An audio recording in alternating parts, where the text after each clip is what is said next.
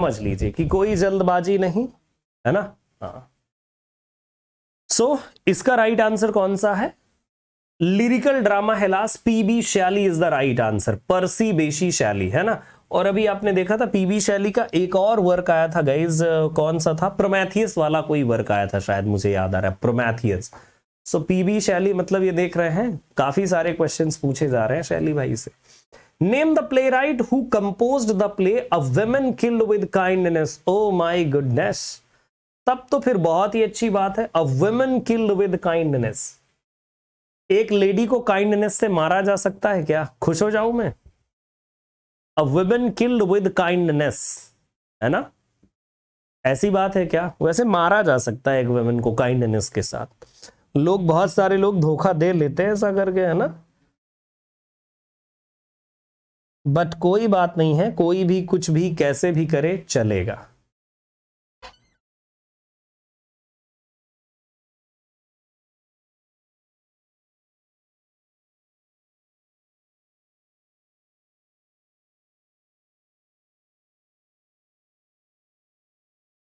Okay चले, yes. So guys the right answer is Thomas Heywood is the right answer. Wow, a woman killed with kindness, a woman killed with kindness. कोई है कह नहीं कह रहा है, कह नहीं रहा है कि हाँ सर कुछ लोग काइंडनेस से मार डालते हैं। Name the celebrated actor who played the leading role in first production of John Osborne's the entertainer. Oh my goodness, ये तो भाई मुझे भी नहीं पता था, लेकिन आप लोग देख लीजिए। पीटर ब्रुक, लॉरेंस ओलिवर, अल पैसिनो, रॉबर्ट डी नीरो। तो किसने ये प्ले किया था रोल? क्या बात है। Name the celebrated actor who played the leading role in first production of John Osborne's the entertainer. देखिए यहां पर राइट आंसर आता है कौन सा वाला? देखिए हर बार आपके एग्जाम में इनसे क्वेश्चन आता है, प्लीज ये ध्यान रखिएगा। Kitchen sink drama, name of the plays, and now guys you can see the question that who played the leading role, है ना, who played the leading role। तो लीडिंग रोल लॉरेंस ओलिवर ने play किया था। Second one option, Laurence Olivier is the right one answer, leading role जिसने play किया था, ठीक है, yes, Laurence Olivier. Now, proceeding to the next one, which of the following statement holds true in regard to sentimental comedy? तो यहां पर जो question है, this is associated with sentimental comedy, है ना। क्योंकि सेंटिमेंटल कॉमेडी होती है और दूसरी कॉमेडी है दैट इज एंटी सेंटिमेंटल। तो वैसे आप लोग तो एंटी सेंटिमेंटल वाले हैं कि सेंटिमेंटल वाले? थोड़ा और छोटा करने की जरूरत है। वाह, अरे इतना बड़ा ऑप्शन देने की भाई साहब जरूरत क्या थी वैसे? ओह माय गुडनेस, आधा क्वेश्चन ही चला गया, बट खैर प्लीज याद रखिए sentimental comedy. So it is a dramatic composition which satires the manners and affection of the class. It is dramatic composition that focuses on character, each of them representing a type personality. It is dramatic composition that depicts how seriously young people take love and how foolishly it makes them behave.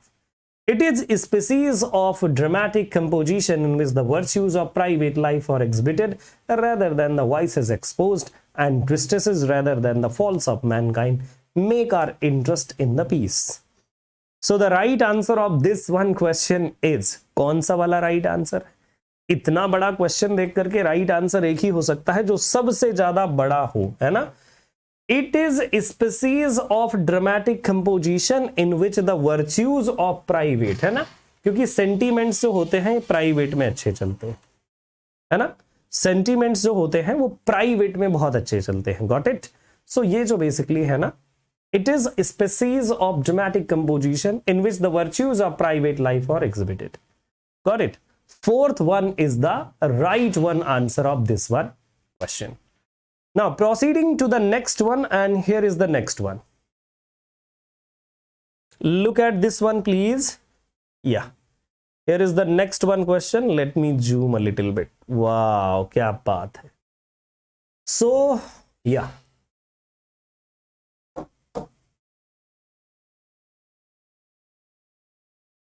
Recognise that it's heroine is a little prig. ये recognise है, please आप इससे इर मत समझिए, recognise समझिए।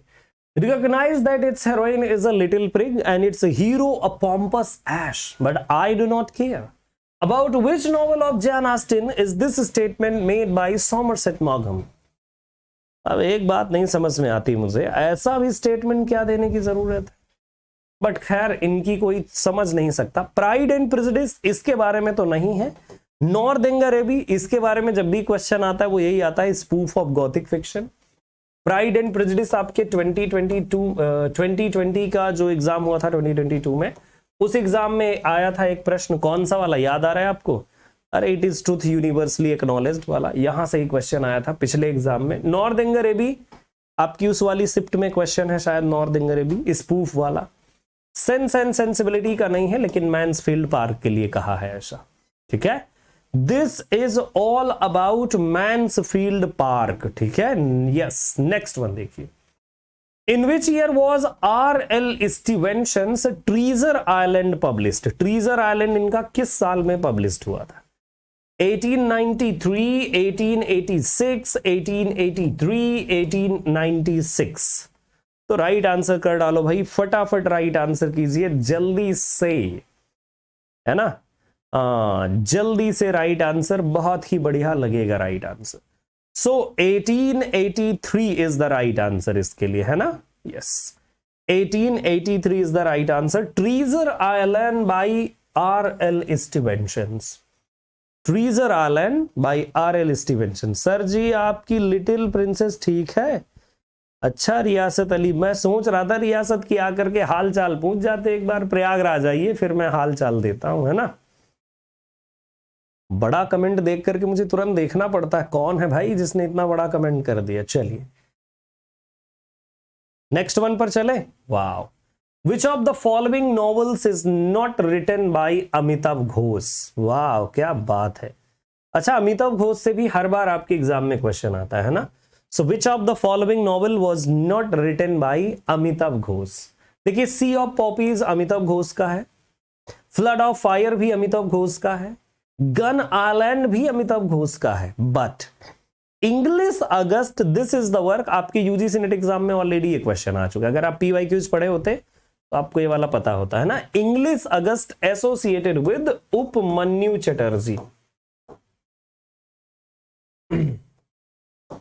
उपमन्यु चटर्जी का work है ये, इंग्लिश अगस्त, है ना। और अगर आपने पढ़ा होता, पीवाईक्यूज देखिए इसीलिए पढ़ा कीजिए गाइस। ये जो मैं पीवाईक्यूज करवा रहा हूं ये तो आपके पास भी है, but why I have taken these all question on screen? क्यों मैं 2 घंटे तक इनको समझाने पढ़ाने वाला हूं? इसलिए कि जब आप एक बार देख लोगे आपके माइंड में बिल्कुल फिट बैठ जाएगा। अगर कभी आपको इस तरह की चीजें मिलेंगी देन आप अच्छा आंसर सेलेक्ट करोगे, मतलब राइट वाला। Which among the following is not an American slave narrative? इनमें से कौन सा है जो अमेरिकन स्लेव नैरेटिव से एसोसिएटेड नहीं है? The interesting narrative of life of Olaudah Equiano, life and adventure of Henry Bibb, narrative of Solomon's Northup, songs of enchantment. Please do select the right answer. The story of young boy Jim Hawkins goes on a dangerous adventure to discover buried treasure. Wow. अच्छा, PDF share कर दें Telegram में? जरूर share करना पड़ेगा भाई, है ना। आपके आदेश का तो पालन करना ही करना पड़ेगा। Okay, the right answer is Songs of Enchantment. This is not a slave narrative. Got it? अच्छा, एक बात और मेरी सुन लीजिए। जैसे जब भी आप पेपर देने जाओगे यूजीसी नेट एग्जाम और सेट एग्जाम में तो खैर चलेगा, but on UGC net exam एक चीज आपको बहुत कॉमन मिलेगी, एंड दैट इज व्हाट, आपको नए नए टाइप के क्वेश्चंस काफी सारे मिल सकते हैं। तो फिर आप करोगे क्या? आप परेशान नहीं होगे, मेरा आंसर ये है। प्लीज आप परेशान नहीं होगे, है ना। देखिए, आपको 15 क्वेश्चंस या 20 क्वेश्चंस तक मैक्सिमम ऐसे मिलेंगे जो आपको डिप्रेशन में ले जाएंगे। लाइक यू माइट फील कि अरे यार मैं ब्लैंक हूं क्या, मैंने कुछ पढ़ा ही नहीं है क्या, बट अगर आप उनमें बहुत अच्छे से अगर पेशेंस रख लेंगे देन आप समझिए आप बहुत अच्छा पेपर करोगे। Then who among the following theorist has written an affective economics? Who among the following has who among the following theorist has written an effective economics? Franco Moretti, Bruno Latour, Sarah Ahmed, Nigel Thrift. Basically जैसे ये affective economics है, economies है guys, not economics है, economies. सो economies ये bye the वे जो guys work है associated है किसके साथ? सारा अहमद के साथ। अब जैसे ये न्यू टाइप का क्वेश्चन है ना? यस क्या सेट में न्यू टाइप क्वेश्चंस नहीं मिलते sir?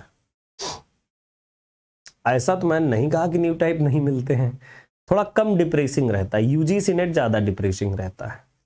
Who among the following is not a Yale critic? Wow, ये देखिए क्वेश्चन बहुत ही बढ़िया है। Who among the following is not a Yale critic? So Geoffrey Hartman answer कर दीजिए yes, Paul de Man yes, J.H.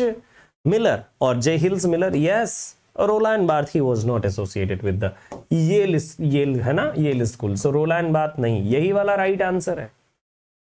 Okay, because not Yale critic ना, ये बाकी हैं तीनों, ये जो हैं these three are associated with Yale school है ना, बिल्कुल, that's why right answer। ये देखिए जो क्वेश्चन है ये पढ़ा वाला है। Demythologizing is a term associated with the works of, अच्छा ये जो टर्म है किसके साथ एसोसिएटेड है? Demythologizing, थोड़ा मैं बोल कम पाऊंगा अच्छे से, Demythologizing is a term associated with the works of, तो किसके साथ है? Claude Levi Strauss, Ferdinand de Saussure. एक बात मैं बताऊं आपको, ये दोनों नहीं होंगे क्योंकि इनके साथ कभी आपने ये टर्म नहीं पढ़ा होगा। माइथोलॉजीज एक वर्क है जो आपने कभी पढ़ा होगा, है ना। Then Rudolf Bultmann, Friedrich Schleiermacher. So guys यहां पर राइट आंसर आने वाला है या तो ये हो सकता है या तो ये हो सकता है। Right answer is Rudolf Bultmann. अच्छा आप ऐसा देखिए कैसे गेस कर लेते हैं कि ये वाले नहीं है, जब आपने इनके बारे में कभी ऐसा वर्क पढ़े ही नहीं होंगे। लेकिन सबसे ज्यादा इनका क्लाउड लेविस स्ट्रॉस का जो फेमस कॉन्सेप्ट है that is symbol, icon and index. और फर्डिनेंड डी सोशर का जो सबसे ज्यादा फेमस पार्ट है वो है कोर्स इन जनरल लिंग्विस्टिक, है ना। सो राइट आंसर है रुडोल्फ बल्टमन। ओके या अरे भाई तुम इतने ज्यादा आधे अधूरे क्यों हो भाई। Next one, Who among the following is known as the post-Marxist thinker? तो post-Marxist thinker में कौन है? Like Ernest Laclau, Antonio Gramsci, Theodore Adorno, Walt Benjamin। Interesting बात मैं बताऊं, इसका आंसर आप कर सकते थे, पता है क्यों? बिकॉज यहां पर एक की वर्ड है आपके लिए जो आप आंसर कर लेते हैं ना। कैसे? ये पोस्ट मार्क्सिस्ट थिंकर की बातचीत कर रहा है, post Marxist thinker. Because these all, ये जो है, सॉरी ये नहीं, ग्रामसी, एडोर्नो एंड बेंजामिन, ये सारे गाइज आपके मार्क्सिस्ट थिंकर हैं, बहुत ही फेमस थिंकर्स हैं। बट अर्नेस्ट लाकू ये ऐसा लगता है कि हाँ शायद कुछ नया ही होगा, है ना। Yes. Jonathan Bate's The Song of the Earth was published in, Jonathan Bate's इनका एक वर्क आया था, Song of the Earth was published in 2001, 1991, 2000 और 1999।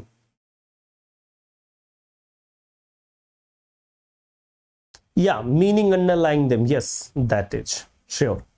सो यहां पर देखें, Jonathan Bate's The Song of the Earth, ये बेसिकली 2000 में आया था। कब आया था? 2000 में, बहुत ही रिसेंट का वर्क है, मतलब कुछ ज्यादा टाइम नहीं हुआ है ना। 2000 इज द ईयर। ओके चलिए नेक्स्ट वन पर चलते हैं दूसरे साइड में। और भी हमारे पास पूरे 100 क्वेश्चंस हम लोग करेंगे आज की डेट में। अगर आप में थोड़ा सा खाना वाना कम खा के आए हो तो खाना खाते रहिएगा और मेरे साथ रहे आइएगा tune. Here is the next one question, who among the following is not a member of Frankfurt school. देखिए आपके एग्जाम में क्वेश्चन आया था, who was the head honcho of Frankfurt, है ना, और who was the head of Frankfurt school. एक बात याद रखिएगा कि फ्रैंकफर्ट स्कूल का हेड कौन था? मैक्स हॉर्खेमर, है ना। तो देखिए ये वाली बात, who among the following is not a member of the Frankfurt school, जब ये हेड ही थे तो ये तो हो ही गए। Theodor Adorno, he was also there, and Marx was also there, but Louis Althusser, ये गाइज फ्रैंकफर्ट स्कूल के साथ नहीं एसोसिएटेड थे। लुई अल्थुजर, है ना, यस। तो देखिए कुछ क्या होता है ना, कुछ आप जनरल आइडियाज भी लगाते हैं यार, फ्रैंकफर्ट स्कूल के साथ कौन कौन एसोसिएटेड थे। तो ये वाला क्वेश्चन तो आ ही चुका है, बिकॉज ही वॉज हेड, ये आपके यूजीसी नेट एग्जाम में ही आया था। अब स्टूडेंट कहेंगे सर ये रिपीटेड क्वेश्चन है, हाँ इसी को कहते हैं हम लोग रिपीटेड क्वेश्चन। अब एज इट इज ऑप्शन के साथ एज इट इज क्वेश्चन तो कभी नहीं आएगा, ये बात जान लो आप। एटलीस्ट 10-20 क्वेश्चन आराम से रिपीट हो जाता है आपके पूरे एग्जाम में, और अगर आप प्रीवियस ईयर पेपर्स को अच्छे से पढ़े होते हैं तो बहुत कुछ आपको आइडिया होता है। Which of the following method is the oldest for teaching English language? देखिए ये वाला बहुत इजी है। Bilingual method, grammar translation method, direct method, situational method. एक बात मैं आपको बताऊं, ये जो ग्रामर ट्रांसलेशन मेथड है ना, GTM, ये काफी ओल्ड है, क्योंकि इंग्लैंड में गाइस ये जो है क्लासिकल जो लैंग्वेजेस थी उनको पढ़ाने के लिए ये यूज किया जाता था, क्लासिकल लैंग्वेज के लिए। And on the same way ये जो मेथड है डेवलप ही हुआ था क्लासिकल लैंग्वेज टीचिंग के लिए, लेटर ऑन ये इंग्लिश पढ़ाने के लिए इंडिया में भी अप्लाई किया गया। GTM बिल्कुल राइट आंसर है, बिना किसी एड ब्रेक के, है ना, बिल्कुल। Next one, in the area of theory and research known as second language acquisition the classroom is considered. तो सेकेंड लैंग्वेज एक्विजिशन में क्लासरूम को क्या कंसीडर किया जाता है? An ideal model for research, a site of no use, a site that always produces language learning back, blockhead, and then C, the experimental laboratory. तो basically classroom को अगर देखा जाए, सेकेंड लैंग्वेज लर्निंग की बातचीत हो रही है, second language learning acquisition SLA, तो जब भी SLA की बात होती है ना तो classroom as a laboratory, because वहां पर बहुत सारे प्रयोग होने वाले हैं। सो द राइट आंसर होगा experimental laboratory. Fourth one is the right answer, and experimental laboratory है। नेक्स्ट वन देखिए, the arrival of corpus linguistic has revitalised what guys? Look at the options please. Yes, the writing of observation based grammar, the writing that does not care for grammar, the use of long sentence in newspaper reporting, the quality of newspaper reporting. देखिए सबसे पहली बात कि corpus linguistic की बात हो रही है तो इन दोनों को गोली मार दीजिए, है ना। The writing of observation based grammar and the writing that does not care for grammar. देखिए जो लिंग्विस्टिक है तो ग्रामर पर बिल्कुल पक्का फोकस रहता है उनका, है ना। लिंग्विस्टिक्स मतलब उनको ग्रामर से काफी कुछ लेन देन रहता है ना। यस, बहुत कुछ, काफी कुछ उनका कनेक्शन रहता है। नेक्स्ट वन देखिए, which of the following is one of the don'ts of writing a dissertation of thesis? है ना, do and not do, तो ये आपको वैसे पेपर 1 में भी पढ़ाया जाता है, पेपर 2 में भी पढ़ाया जाता है। what to do and what not to do, क्या कर सकते हो क्या नहीं करना चाहिए, है ना, आपकी थीसिस राइटिंग में। सो यस, आप देखिएगा प्लीज, चेक इट आउट कीजिए। Compiling bibliography as soon as the work is started, avoid jargon wherever possible. It should be kept in mind that a dissertation of a thesis should take the form of an argument in which the writer must attempt to convince the reader of his or her case. A researcher should not bother about the use of the proper scholarly convention from the very beginning. अब भाई साहब एक बात बताइए, research जो है scholarly ही होता है ना। So at least you have to follow What? देखिए ये लिखा हुआ है, a researcher should not bother about the use of the proper scholarly convention। क्यों scholarly convention क्यों नहीं फॉलो करेगा? Because he is a research scholar, बोलते ही उसको research scholar. So yes, he must follow the conventions. That is the right answer. Yeah, यही वाला नहीं है। देखिए don'ts जो नहीं करना है आपको, ये do है सारे कुछ, ये तो करना ही होता है। In which year did the Indian Education Commission, the 6th commission in the history of Indian education, under the chairmanship of Dr. D.S. Kothari submit its report? तो कौन सा वो ईयर था भाई जब डॉक्टर D.S. कोठारी ने अपनी रिपोर्ट सबमिट करी थी?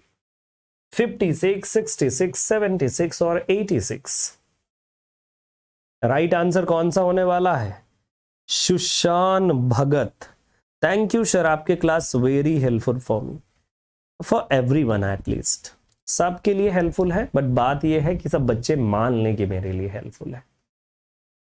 देखिए राइट आंसर है 1966, 1966 is the right one answer, है ना, DS Kothari 1966, second option is the right answer. ये वाला पूरा का पूरा हम लोगों ने पढ़ा भी था, और जिन लोगों ने अच्छे से पढ़ा होगा तो उनको याद होगा, जिन लोगों ने नहीं पढ़ा था अच्छे से उनको क्या याद होगा, कुछ भी नहीं याद रहता है। नेक्स्ट वन देखिए, who was the chairman of university education commission इन 1948? तो भाई साहब यूनिवर्सिटी एजुकेशन कमीशन के कौन थे? बाबू राजेंद्र प्रसाद, S कोठारी, मौलाना अबुल कलाम आजाद, नहीं, S Radhakrishnan. S Radhakrishnan is the right answer. Next one देखिए, which of the following is the first newspaper of India? क्या बात है, following is the very first newspaper of India, ये भी हम लोगों ने पढ़ा था। अब आप बोलेंगे कि क्यों नहीं पढ़ा था? भाई पढ़ा था। Bengal Gazette is known as the very first newspaper of India. James Hicky, James Hicky, Bengal Gazette, है ना, yes, Bengal Gazette is the right one answer. वाह क्या बात है। नेक्स्ट वन पर चले, the great object of British government ought to be the promotion of European literature and science among the natives of India. All funds appropriated for the purpose of education, who would best employ on English education alone, who made the comment given above. क्या बात है, मतलब पूरा का पूरा fund सिर्फ English education के लिए दिया जाए। Lord Macaulay, Charles Wood, Lord William Bentinck, Arthur Matthew. तो देखिए ये तो है ही नहीं कहीं, चार्ल्स वुड भी कहीं नहीं है, या तो ये मैकाले हो सकता है या फिर लॉर्ड बेंटिंग हो सकता है। तो बेंटिंग गाइज ये गवर्नर जनरल, और जो गवर्नर जनरल रहता है वही तो सारे डिसीजन लेता है। That's why right answer is, पढ़ाया था मैंने अगर आपको याद हो। आप गाना गा सकते हैं या मैं गाना गा सकता हूं, याद है ना तुम्हें एक दिन, ये सब कुछ पढ़ाया था मैंने, है ना। आपको याद ही नहीं होगा, तो याद है तो बहुत अच्छी बात है, वैसे याद होगा ज्यादातर कैंडिडेट्स को। टोड कचरू इन 3 सर्किल, ब्रज भी कचरू होना चाहिए गाइस, ये कौन है? वैसे मिस्टेक है मुझे लग रहा है, खैर ठीक है। ओहो या 4 का 4 पहले ऑप्शन ले आया जाए, बाद में बातचीत होगी। ये गाइस ब्रज भी कचरू है क्या? यस मुझे लगता है। In 3 circles of English observes that English speaking countries are separated into 3 groups. Choose the correct answer from the options given below. Center circle, middle circle and peripheral circle. Primary circle, secondary and tertiary. Inner, outer, expanding. Inner circle, middle circle and outer circle. क्या बात है। वैसे एक बात मैं बताऊं आपको, जो इनका ये कॉन्सेप्ट है वो प्राइमरी, सेकेंडरी और टेरिटरी, प्राइमरी सेकेंडरी, यस वही तो मैं सोच रहा था, ब्रज भी होना चाहिए था लेकिन हमारे, खैर ठीक है कोई बात नहीं, मिस्टेक हो जाती है, गलतियां चलती रहती हैं। So the right answer is, अच्छा मैंने कौन सा बताया, ये वाला बता दिया क्या? Inner circle, outer circle and expanding, ये वाला है, प्लीज माफ कीजिएगा मैंने इसको बता दिया था, but the right answer is inner circle, क्योंकि ज्ञान नहीं था इस क्वेश्चन को लेकर के। Third is the right one answer, ठीक है, yes. Which one of the following is false about V.S. Naipaul? Vidiadhar Surajprasad Naipaul के लिए कौन सा false ऑप्शन है? जैसे यूजीसी वाले विद्याधर सूरज प्रसाद नायपॉल की तो पीछे ही पड़े हैं, बोले यार हम बिना पूछे नहीं रहेंगे। हमने कहा भाई पूछ लो, अगर आप नहीं बिना पूछे रह सकते तो मैं कहता हूं पूछ लीजिए, है ना। Yes, he was awarded the Nobel prize in literature 2001, वैसे सही लग रहा है मुझे। He won the Booker Prize for his novel A House for Mr. Biswas, वैसे नहीं, shortlisted. He contributed his stories to the Trinidad Guardian, वाह, क्योंकि त्रिनिदाद में रहते ही। He won the Somerset Maugham Award for his Miguel Street, yes, Somerset Maugham भी मिला था, लेकिन कौन सा फाल्स है? बुकर प्राइज को लेकर के कि मिस्टर बिस्वास के लिए उन्हें मिला था, ठीक है, यस, हाँ, ओके। टाइपिंग एरर, पता है आज आपको यकीन नहीं होगा, जो क्वेश्चन जैसे आप लोग बच्चा लोग देखते हैं, यकीन मतलब नहीं होता कई बार बच्चों को, लेकिन मैं रियलिटी बता रहा हूं आपको। इस पेपर पर काम पता है लगभग जब से आपका पेपर आया होगा तब से 2-3 दिन कंटिन्यूअसली मैंने इस पेपर पर काम किया है। अब आप कहेंगे सर 2-3 दिन की क्या जरूरत थी, किसी से टाइप करवा लेते आप। तो देखिए टाइप करवाना बहुत इजी है, आप पे कर दीजिए, वो टाइप कर देंगे, टाइप करके आपको भेज देते हैं। बट मेरी एक आदत बड़ी बुरी है कि जितने भी क्वेश्चंस आए हैं वो सारे क्वेश्चंस और उनके आंसर मुझे भी पढ़ने का बड़ा मन करता है, मतलब देखने का which kind of questions was there. Typing करके अगर टाइप राइटर दे देंगे, जैसे टाइपिस्ट दे देंगे, तो उसमें कोई मजा नहीं आता। और इस पर बहुत सारा काम किया, एक एक क्वेश्चन को, क्योंकि जो आपका पेपर आता है वो फोटो फॉर्मेट में रहता है, फिर उसको टेक्स्ट में हम लोग टेक्स्ट में टाइप करना, वो सब कन्वर्ट करना, इट्स रियली अ चैलेंज, काफी बड़ा चैलेंजिंग काम होता है। कई बार हम लोग पता है क्या देखते हैं, बच्चे आते हैं और कई बार जैसे हम लोग पढ़ाते रहते हैं तो कई बार जैसे डिप्रेशन वाले हमारे लिए कमेंट कर देते हैं, तो वो मतलब उस दिन लगा करता है कि यार 4-4 घंटे 8-8 घंटे या 2-2 3-3 दिन हम लोग एक एक पीडीएफ बनाने के लिए काम करते हैं और फिर उसकी कोई वैल्यू नहीं समझता। तो लगता है यार मतलब हम ही शायद, खैर। एक और अच्छी बात मैं बता दूं कि ये सब हम अपनी लाइफ के लिए करते हैं, इनडायरेक्टली ये आपकी लाइफ को भी अफेक्ट करता है। ये सब हम अपनी लाइफ के लिए करते हैं। क्यों अपनी लाइफ के लिए? क्योंकि अगर इंसान के पास पेट ना होना और उसकी जिंदगी खाने पीने रोजी रोटी का सवाल ना हो, तो किसी को भी मरने की नहीं पड़ी है। आपका अगर मतलब ये ना होता ना कि यार लाइफ में कुछ बनना है, कुछ करना है, तो आप यहाँ मेरी क्लास नहीं देख रहे होते, कहीं मौज मारते, आराम से बैठते, मोबाइल फोन चलाते, गाने सुनते, शॉर्ट सुनते, किसी फ्रेंड के साथ होते, कहीं घूमते, है ना। ये सब जिंदगी का सवाल है, ये एंटायर सर्किल ना लाइफ का है। मैंने क्यों ये सारे क्वेश्चंस बनाए? क्योंकि मुझे क्लास लेना है शाम को, इट्स माय ड्यूटी। अब क्यों? क्योंकि मुझे इस क्लास को पढ़ाने का पे मिलेगा, मिल जाएगा थोड़ा बहुत 200-400 जो भी, कि हाँ ठीक है भाई मैंने ये क्लास पढ़ाई, कवर अप किया, है ना। सो भाई द वे ये सब ना लाइफ का वही सर्किल है। अभी सीरियसली मैं भी कभी कभी सोचता हूँ यार कि शायद यही वो चीजें हैं। और ना भी मतलब जैसे मान लीजिए ये सब हम, मैंने बताया ना, अपने लिए करते हैं, ये अपने लिए है, ये पर्सनल है ये सब कुछ, कि भाई मुझे करना है, मेरा काम है, ये वो तमाम सारी बात। हाँ एक चीज जरूर कहूंगा मैं आप सबसे, कि अगर जैसे कोई एफर्ट करता है ना, मेहनत करे कोई, थोड़ा वैल्यू जरूर किया करिए, है ना, डेफिनेटली। क्योंकि आपको लगता है कि जैसे कई बार होता है ना, हम लोग गलत पढ़ा देते हैं, धोखे से गलत भी हो जाता है। जैसे मान लीजिए हम ये क्वेश्चन हमने पढ़ा, आंसर इसका गलत हो गया, तो कई बार बच्चे कमेंट बॉक्स में तमाम सारा बोलना शुरू कर देते हैं। देखिए एक्चुअली क्या होता है ना, हम इंसान हैं, कंप्यूटर नहीं है, इंसान ही है, ह्यूमन बीइंग है ना। तो ह्यूमन बीइंग होने की वजह से मिस्टेक हो सकती है। अब जैसे हमने मिस्टेक कर दी, अरे बच्चे आकर के अरे तेरे को कुछ नहीं आता, तू क्या पढ़ाएगा, तूने ये गलत कर दिया, वो गलत कर दिया, कुछ भी नहीं समझ में आया, कचरा है, लाइक दैट, लाइक दिस। आप एक बार ये सोचिए कि वो इंसान जिसने, जो इसके पीछे लगा रहा होगा, सब कुछ अपना उसने खर्चा किया होगा, उसने सब कुछ बनाने में, लगाने में काफी सारा टाइम लगा होगा। हाँ अगर कोई गलत है उसे आप करेक्ट कर दीजिए, बट उसे डिप्रेसिंग मत कीजिए। चाहे कोई भी टीचर हो, एफर्ट मतलब ये बहुत मायने रखता है। इवन पता है ये बहुत मायने रखता है कि ना, जब नहीं मुझे तो अब नहीं कोई डिप्रेस करता, मेरे लिए तो बहुत पॉजिटिव कमेंट्स आते हैं, but I am telling you guys. अब एक बात और भी है, जैसे अभी आप देखते हो ये 2 घंटे बोलना ना, 2 घंटे बोलने का मतलब भीतर से ना फेफड़े निकलने लगते हैं। 2 घंटे बोलने के लिए बहुत एनर्जी चाहिए होती है, ये जो होंठ है ना, लिप्स सूखने लगते हैं कंटिन्यूअसली बोलना, और वो भी जब कोई ना हो। ये पूरा का पूरा एक बंद स्टूडियो है, इस बंद स्टूडियो में कोई नहीं होता, और हम लोग ये लाइव ये सब कंटिन्यूअसली हंस भी रहे हैं, मुस्कुरा भी रहे हैं। हमें पागल से ज्यादा और कुछ नहीं है पागल से कम कुछ और मत समझिए, पागल ही होते हैं, ऐसा ही कुछ है। चलिए खैर अब चलते हैं आगे, थोड़ा सा और पढ़ते हैं। मेरे लिए कोई डिप्रेसिंग कमेंट नहीं आता सच में, ऑलवेज मतलब बहुत अच्छे कमेंट्स आते हैं कि सर आप ठीक पढ़ाते हैं, लेकिन फिर भी मैं कह रहा हूँ, इसलिए कह रहा हूँ कि इनमें बहुत एफर्ट लगता है।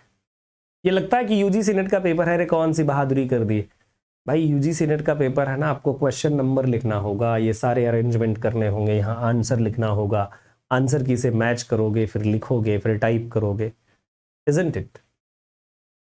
It need a lot of effort. अगर आपको लगता है तो प्लीज एक बार करके देखिएगा, then you will realise in making 10 questions you will find कि अरे यार मतलब ये तो कॉपी पेस्ट था, बट 10 क्वेश्चन में भी बहुत मेहनत लगती है।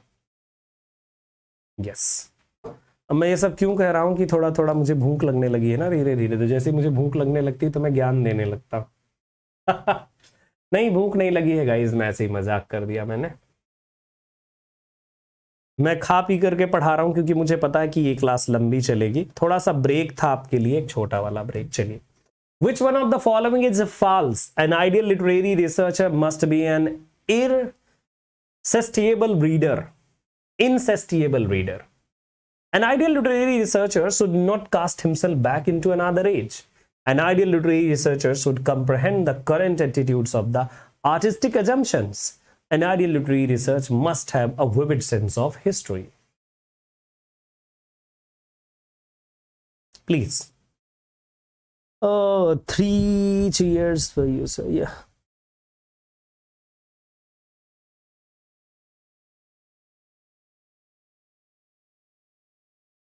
Okay.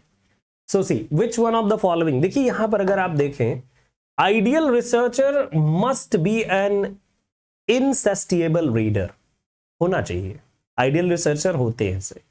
An ideal literary researcher should not cast himself back into another age. क्यों नहीं भाई? देखिए अगर रिसर्च के लिए जरूरत है कि हम किसी एज में जाएं, so then yes we must go, और रिसर्चर को जाना चाहिए होगा, है ना? तो देखिए ये वाला बेसिकली फॉल्स यही वाला होगा, है ना? Then an ideal literary researcher should comprehend the current attitudes or the artistic assumption. हाँ बिल्कुल, जो रिसर्चर होता है जब कोई रिसर्च करता है तो करंट की चीजों को भी तो देखता है ना। बिल्कुल yes. An ideal literary researcher must have a vivid sense of history. या ऐसा नहीं कि मतलब एक ट्रेडिशनल पैटर्न जो लिखा लिखाया है जो दिया हुआ है वही, यस वो थोड़ा सा चेंज भी करता है। या ग्रेट। सो इसका सेकेंड वन राइट आंसर है। Which one of the following is true in the context of new criticism? तो न्यू क्रिटिसिज्म में कौन सा ठीक है? देखिए, is it true? It follows the tradition of historical criticism. The main law of new criticism is that it should be subjective analysis. The distinctive procedure for a new critics is explication. The distinction between literary genre does play an essential role in new criticism. देखिए यहां पर है literary जानर। सबसे पहले last वाला देखिएगा, literary जानर जो है ये बहुत इंपॉर्टेंट रोल प्ले करता है। देखिए वैसे फॉर्म्स पर प्ले करता है इंपॉर्टेंट रोल, तो ये नहीं होगा, है ना?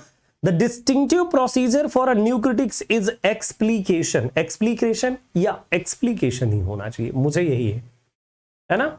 The main law of new criticism is that it should be subjective analysis. नहीं, ये देखिए सब्जेक्टिव नहीं होता है basically, based on the text, क्योंकि वर्ड ऑन द पेज पर फोकस करने लगेगा ना। It follows the tradition of historical criticism. ना हिस्ट्री को नहीं फॉलो करता, हिस्टोरिकल नहीं फॉलो करता, क्योंकि ये बायोग्राफी को एक्सक्लूड करता ना, इंक्लूड नहीं करता, एक्सक्लूड करता है। Correct? Yes. Next one, here is the next one question. The pamphlet The Power of love, proclaiming the importance of brotherhood as a means of achieving a radical change in social relationship was written by George Sainsbury, William Wallen, F.R. Lewis, Gerard Winstead. देखिए अगर आप जाने George सैन्सबरी के बारे में, ये वो थे गाइस जिन्होंने वो यूनिवर्सिटी विट्स वाला टर्म दिया था, है ना? यस। पूजा कॉमर्स, सर मैं कॉमर्स से हूं, नेट कर रही हूं, बट ऐसे ही आपका class.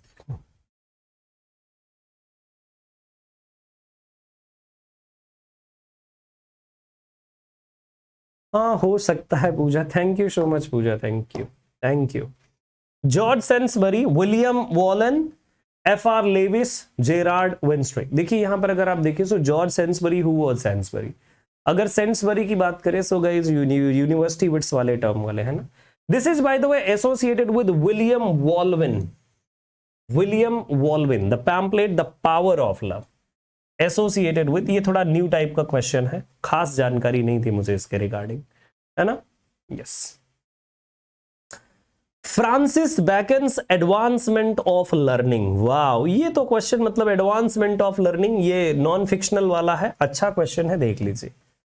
Attempted to draw distinction between two kinds of truth which are, तो देखिए दो टाइप का बेसिकली ट्रूथ है, और कौन कौन सा ट्रूथ है इसके बारे में मैंने बातचीत किया था, यही नॉन फिक्शन वाले में बातचीत की थी इसके regarding.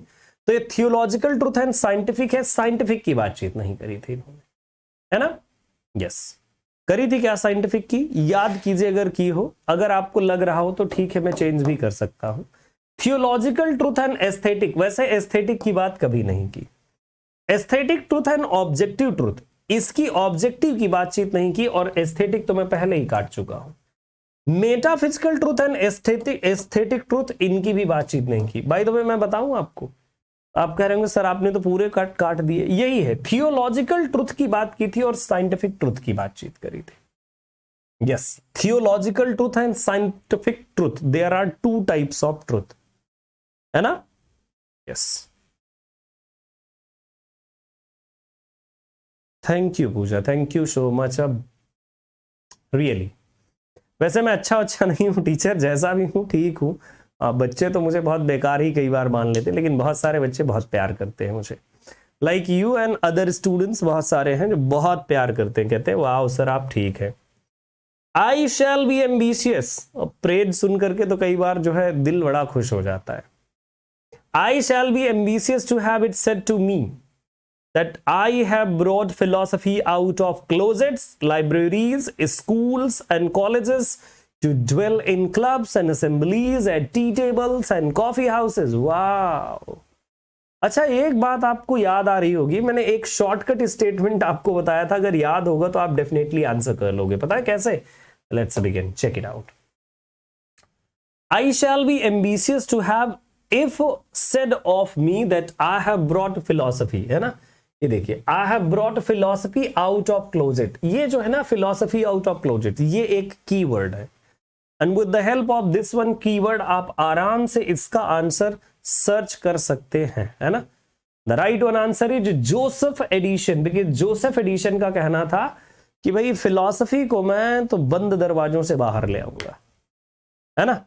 Yes, Joseph Addison, Joseph Addison से देखिए आप स्पेक्टेटर को देख लेते हैं, Spectator one of the well known, और कई बार एग्जाम में आता है, देखिए वहीं से एसोसिएटेड ये क्वेश्चन भी है, ये I have brought philosophy out of closets and libraries, schools, colleges to dwell clubs and assemblies, ये प्लीज टी पार्टीज, वो सब वही समझ में आ रहा है। लैम्ब कभी नहीं हो सकते आपके, पोप भी नहीं हो सकते, डॉक्टर सैमुअल जॉनसन हो सकते, लेकिन ये भी नहीं, जोसेफ एडिशन, बिकॉज क्योंकि क्लब्स एंड ऑल का एसोसिएशन इन्हीं से नजर आता है हमें। Proceeding to the next one, so here is the next one question for you, ये लीजिए।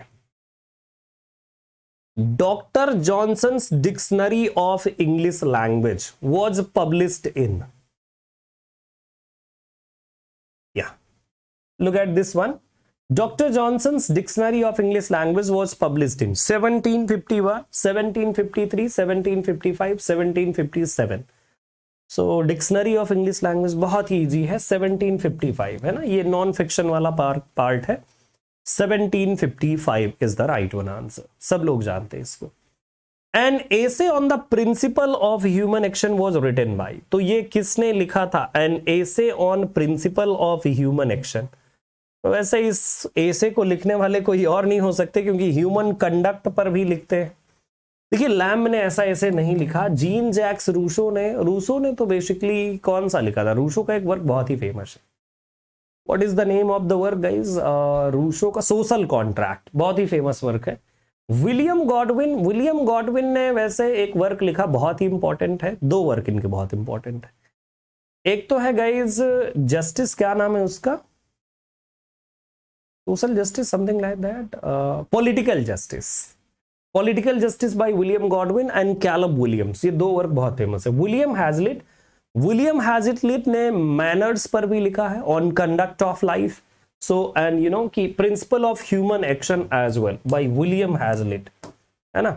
जैसे Hazlitt, Hunt, Lamb, Charles Lamb, है ना, ये एसेइस्ट है बेसिकली। और डिकन, सॉरी आपने वो देखा, एडिशन भी देख लिया, these are the essayist, must keep in mind.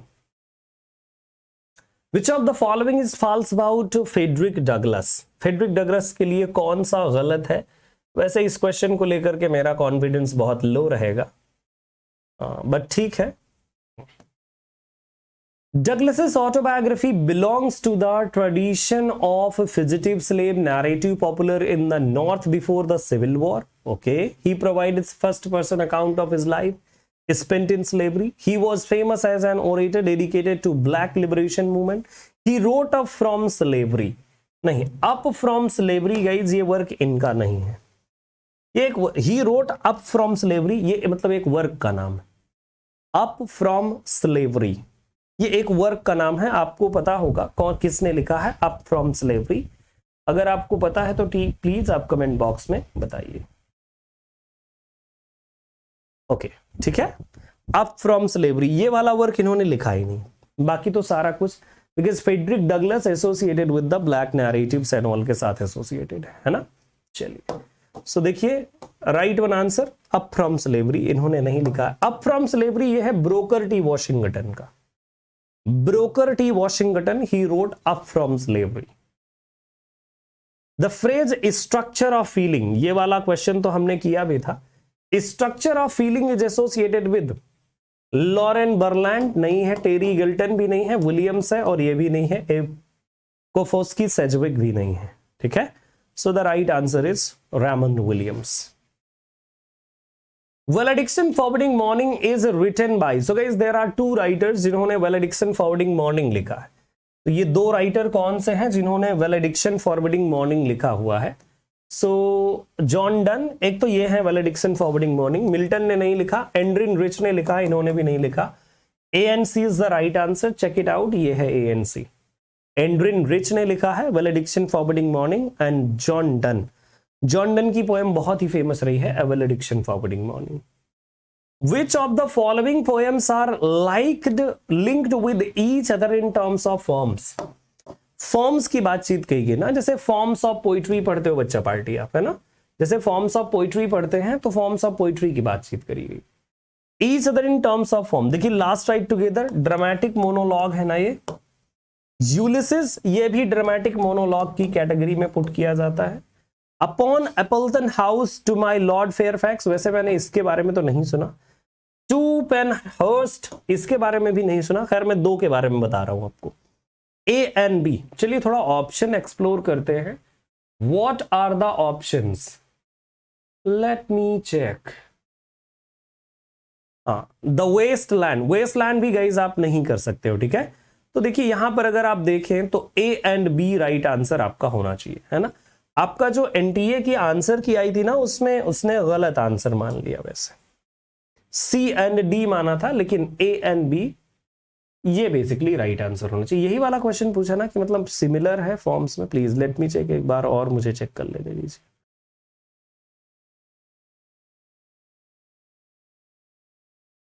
Linked with each other in terms of form, हाँ फॉर्म में तो यही लिंक्ड है। फोर्थ वाला आंसर माना था, लेकिन ना, ये गाइस फॉर्म्स में यही लिंक है। Form of poetry, dramatic monologue, और ए एंड बी वही राइट आंसर होना चाहिए, ठीक है। यस, ए एंड बी ये वाला होना चाहिए था राइट आंसर, बट थोड़ा एनटीए में जो आप ही आंसर की आई थी उसमें गलत था। खैर नेक्स्ट वन चले। Which of the following poems are written by Alexander Pope, तो कौन सी अलेक्जेंडर पोप की है, please check it out. And ये देखिए सारे ऑप्शन आपके लिए हैं, सारे ऑप्शंस में से देख लीजिए। Dunciad, I think guys yes Dunciad is, और दो तीन ऑप्शन गायब हैं क्या? हाँ, Dunciad is by Alexander Pope. तो देखिए यहां पर वैसे एक दो ऑप्शन थोड़ा गायब हैं, तो are written by Alexander Pope, तो written by Alexander Pope Dunciad तो होगा ही। बाकी मुझे लग रहा है एक दो ऑप्शन मुझे लग रहा है कॉपी में गायब हो गए हैं, प्लीज माफ कीजिएगा, इसके लिए थोड़ी मिस्टेक है। Which of the following are the, कौन सा क्वेश्चन है 45, थोड़ा इसे रेक्टिफाई करना पड़ेगा बाद में। Which of the following are the plays written by Robert Greene, Robert Greene के कौन कौन से प्ले हैं ये आप चेक कीजिएगा। कल मैंने आपको पढ़ाया था ना हिस्ट्री ऑफ इंग्लिश लिटरेचर में रॉबर्ट ग्रीन के कौन कौन से वर्क हैं, प्लीज चेक इट आउट, एक बार देखिएगा please. Robert Greene, Famous Chronicle of king Edward the First, Alphonsus, A Moon for the Misbegotten, The Old Wives Tale, King of Aragon. तो यहां पर जो राइट आंसर आने वाला है वो कौन सा है? First of all guys Alphonsus. हाँ, मुझे ऐसा लगता है कि sorry, the famous Chronicle of king Edward, ये तो पहला वाला आपको नजर आता ही है, नहीं नजर आता? शायद नजर आता होगा। हाँ, डी ऑप्शन नहीं था, थोड़ा सा यहां पर मिस्टेक हो गई है, ये जो जैसे जब इसको बनाया ना पूरा का पूरा तो। सो गाइज यहां पर देखिए, Famous Chronicle of king Edward the First, Alphonsus, Moon for the Misbegotten, wife, देखिए ये वाला तो कभी नहीं हो सकता। किंग ऑफ अरागन, या King of Aragon is the work guys, है ना? यस। इसमें ऑप्शन भी थोड़ा गलत नजर आ रहा है क्या? प्लीज इसको भी छोड़ दीजिए आप लोग, अगले वाले पे चलते हैं। जो थोड़ा क्वेश्चन गड़बड़ अगर मेरे में कॉपी या मतलब प्रिंटिंग में थोड़ी दिक्कत है, मैं उनको छोड़ देता हूं, क्योंकि मैं भी आंसर नहीं कर पाऊंगा तो फिर आप लोग कंफ्यूज नजर आओगे। ये वाला देखिए प्लीज। ओके, ये देखिए please.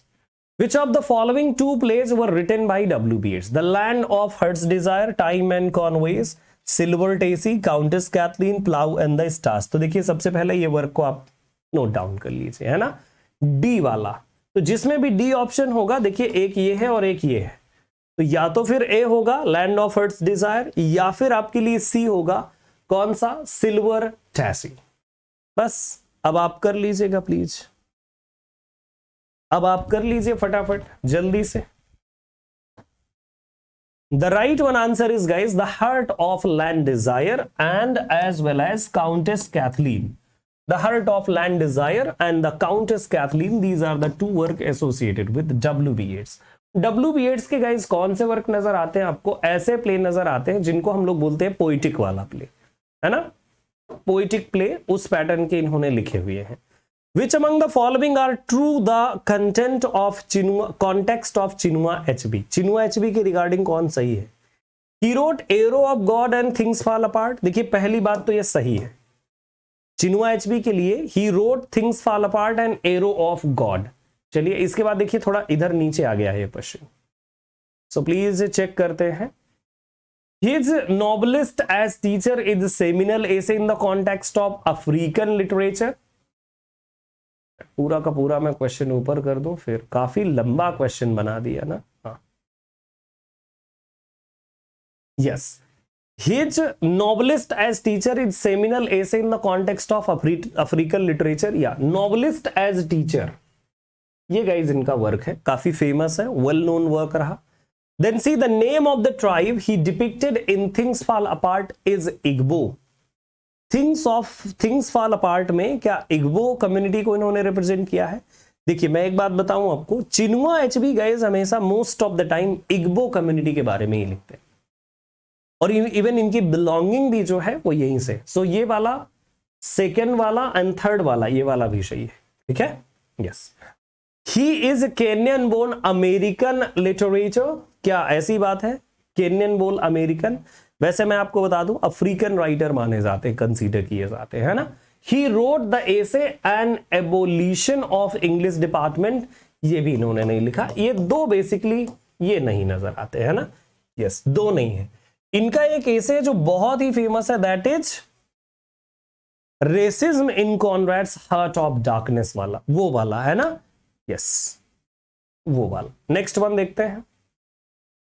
Identify the correct one among the following, please check. और ये भी देखिए क्वेश्चन आपका यूजीसी नेट आपके ऐसे क्वेश्चन बहुत देता है, these are the analytical question, और ऐसे क्वेश्चंस को मतलब पढ़ना करना एक चैलेंज रहता है सारे बच्चों के लिए। It's not only for the one candidate, two candidate, सबके लिए बहुत ही चैलेंजिंग रहता है। देखिए, identify the correct ones among the following.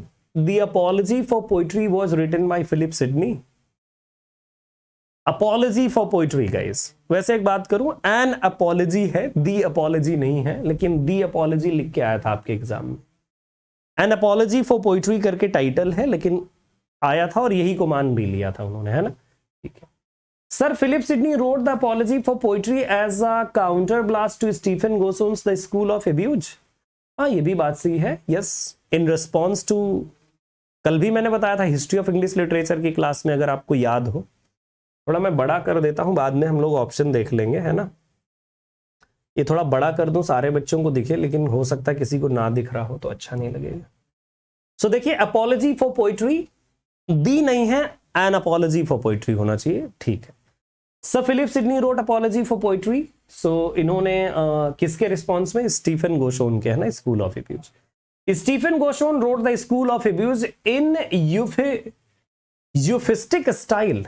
क्या ऐसा लिखा था क्या? Sidney's style was characterised by new classical restraint. Sidney and Gosson wrote their critical treatise in 18th century. देखिए 18th सेंचुरी में तो लिखा नहीं, तो ये पहली बात ये गलत है। Sidney style was characterised by new classical, इस पर कोई मतलब ही नहीं न्यू क्लासिकल की बात करने की। Sidney associated with Elizabethan time period. Stephen Gosson wrote The School of Abuse in euphuistic style. वैसे अगर मैं एक बातचीत करूं ना, स्टीफन गोशोन ने बड़ा तगड़े से लिखा था, खतरनाक तरीके से लिखा था, है ना। यस, बहुत ही खतरनाक तरीके, मतलब अगर इन शॉर्ट अगर मैं कहूं आपसे, तो आप कह सकते हो कि एक वायलेंट तरीके से उसने लिखा था, है ना। बहुत सिमिलर वे में नहीं लिखा था, ये आप बहुत अच्छे से जानते, और मैंने पढ़ाया भी था, तो वो भी अगर आपको याद है तो, है ना। याद है थोड़ा बहुत या नहीं? प्लीज 1 मिनट के लिए।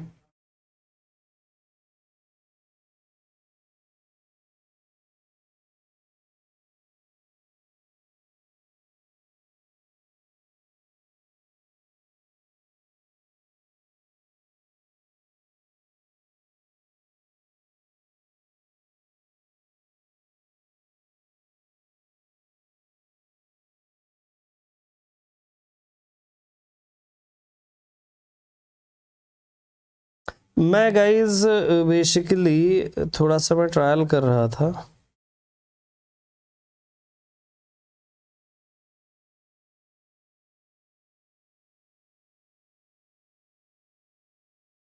हाँ, मैं कुछ चेक कर रहा था, मैं चेक करके आपको बताने की मूड में था, इसीलिए। ये जो गाइज यहाँ पर एक वर्ड यूज किया गया है ना, ये जो वर्ड यूज किया गया है यूफिस्टिक स्टाइल, है ना। ये जो स्टाइल है, ये basically style most of the time पता है कब फेमस था? ये एलिजाबेथन टाइम पीरियड में ही फेमस था, है ना। एलिजाबेथन टाइम पीरियड में। इसके लिए मैं थोड़ा सा पढ़ के आपको बताने वाला हूं। An elegant Elizabethan literary style marked by excessive use of balance, antithesis, alliteration, frequent use of similes drawn from mythology and nature. So इसी तरह से इन्होंने कुछ लिखा था इस वर्क को, स्कूल ऑफ एब्यूज को। इसीलिए ए बी सी को राइट आंसर मानिए, और ए बी सी आपको पहले वाले ऑप्शन में ही नजर आते हैं, है ना। So A B C is the right one answer of the question. चलिए नेक्स्ट वन देख ले। Which of the following works have not been written by Thomas Carlyle. कौन सा वर्क जो है टॉमस कार्लाइल ने नहीं लिखा? वैसे Hero and hero worship, the French Revolution, Of Human Bondage, ये तो नहीं लिखा होगा। The are and the Man, Hudibras भी नहीं लिखा होगा। एटलीस्ट कौन सा वर्क है? हीरो वाला, फ्रेंच रेवोल्यूशन, है ना, टॉमस कार्लाइल। 2 वर्क तो आपको नजर ही आते हैं। The are and the man भी है क्या? चलिए चेक कर लीजिएगा आप लोग, बाकी बाद में मुझे बताइएगा। द राइट आंसर ये कह रहा है कि A and B, of heroes and hero worship, the French revolution, है ना। Yes, 2 work. An R and man, ये बेसिकली मुझे लग रहा है कि इन्हीं का वर्क है ना, इन्हीं का वर्क है ना, The are and the Man. Hudibras तो वो तो नहीं है इनका। हुडीब्रास किसका है? याद आ रहा है कुछ? सैमुअल क्या नाम था, बटलर करके, समथिंग लाइक दैट, उन्हीं का वर्क है। और of Human bondage, human bondage के लिए किसने लिखा था? ऑफ ह्यूमन बॉन्डेज, तो मुझे लगता है ऑफ ह्यूमन बॉन्डेज ये वर्क बनियान का है क्या? जॉन बनियान वाला, अगर मैं गलत नहीं हूं।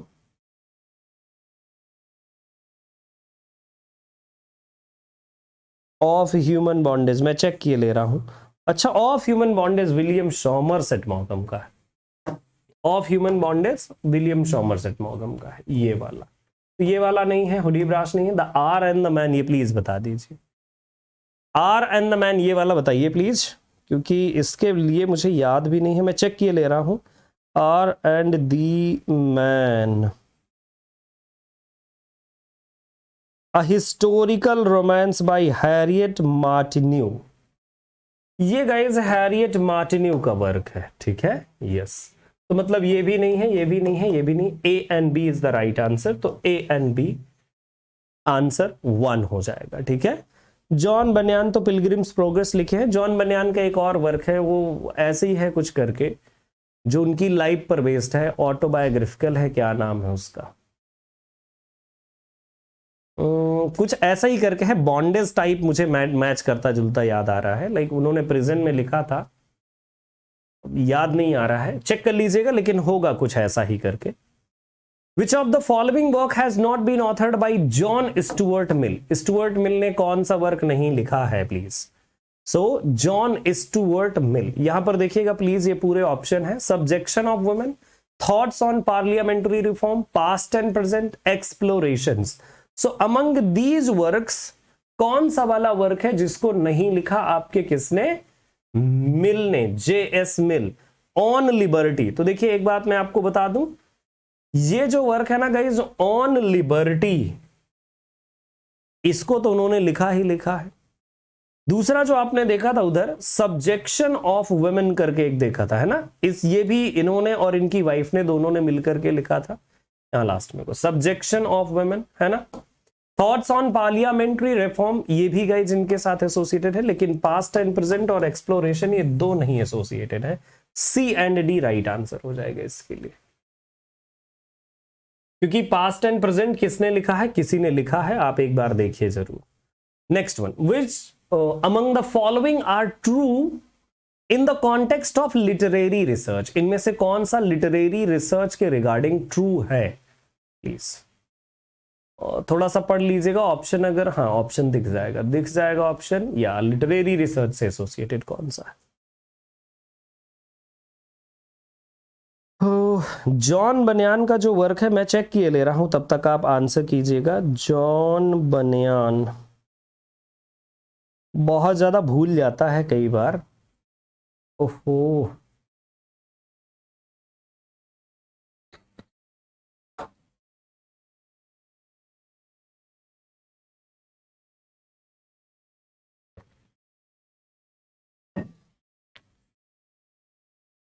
जॉन बनियान का है, ओ ये वाला है guys, the life and death of badman. और बैडमैन से मुझे बॉन्डेज याद आ गया, हाँ, life and death of mister badman, इसी वजह से मुझे बॉन्डेज मैंने कनेक्ट कर लिया था, है ना, यस। देखिए यहां पर अगर राइट आंसर की बात करें, it is devoted to the enlightenment of criticism, it is devoted to the enlightenment of criticism, क्या ऐसी बात है? हाँ, बाय द वे ये तो है। It seeks to eliminate the work of art as it really is, ये भी ठीक लगता है हमें। It has no connection with preferred information, नहीं ऐसी कोई बात नहीं, कनेक्शन होता है इंफॉर्मेशन के साथ। इसे बेसिकली हम लोग क्या कहेंगे? Literary research. It has no connection with preferred information, वैसे इंफॉर्मेशन के साथ तो रिलेशनशिप होना चाहिए। तो यहां पर जो मुझे लगता है, yes, it tries to see the writer as he or she really was, choose the correct answer from the, sorry, it tries to see the writer as she or he really was, ऐसी बात है क्या? वैसे bye the वे एक चीज है कि जो लिटरेरी आपका रिसर्च होता है, अब यहां पर देखिएगा, true in the context of literary research, तो देखिए ये वाला तो है devoted to the enlightenment of criticism, क्योंकि ये एक न्यू वे देता है।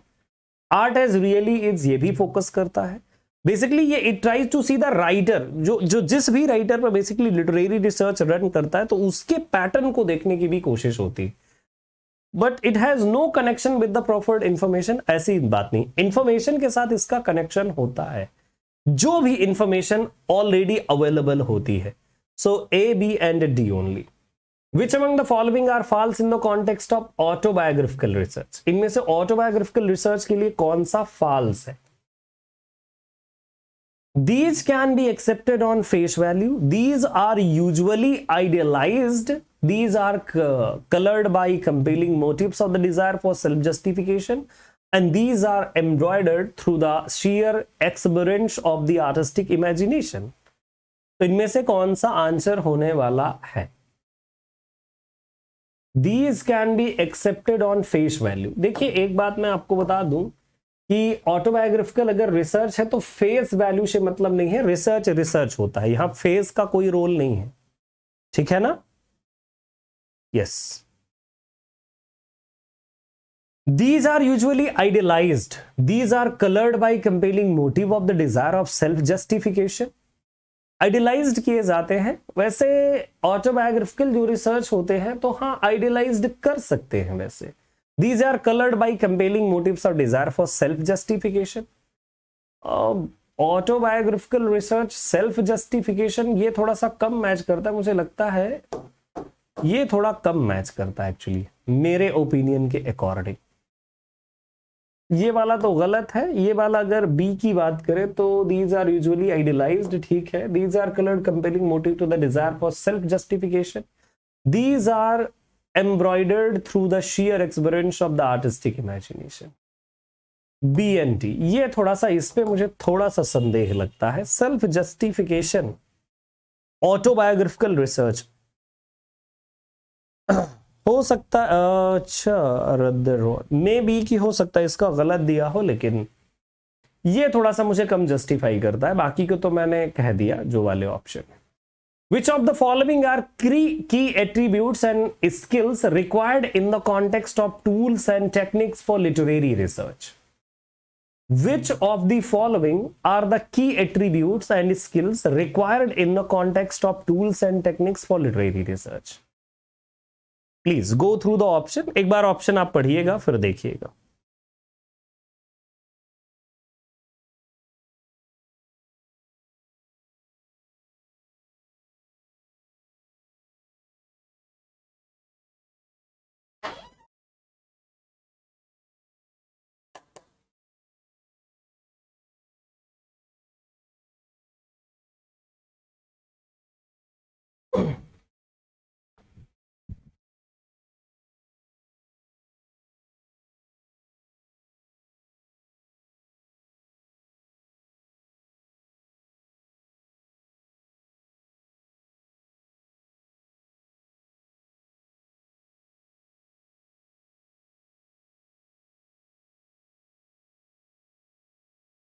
चलिए ओके गाइस, सो चेक करते हैं इसके लिए ऑप्शंस कौन सा सही होने वाला है आपका। अच्छा इसके ऑप्शंस थोड़ा सा इधर दिए हुए हैं।